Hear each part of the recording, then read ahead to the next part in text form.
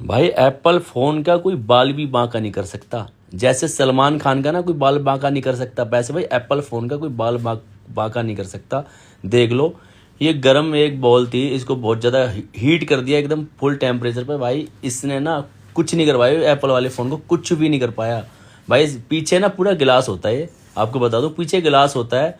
बंदे ने ना लेमिनेशन पूरी ना करवा रखी, लेमिनेशन जल गई, लेकिन भाई ढक्कन को कुछ नहीं हुआ इसके। इसे कहते हैं भाई पावर, एप्पल की पावर भाई।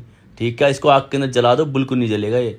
तो भाई ये बाप है बाकी में, जैसे सलमान खान बाप है ना सबका, वैसे आईफोन बाप है भाई। एप्पल खरीदो, एप्पल लो, और भाई एप्पल ही चलाओ, बाकी फॉलो करो, फ़ोन ठीक कराओ हाथों हाथ। किसी भाई ने काम सीखना है तो भाई कांटेक्ट जरूर करना। और अभी भी फ़ोन देखो चालू होगा, पूरा फ़ोन चालू है भाई।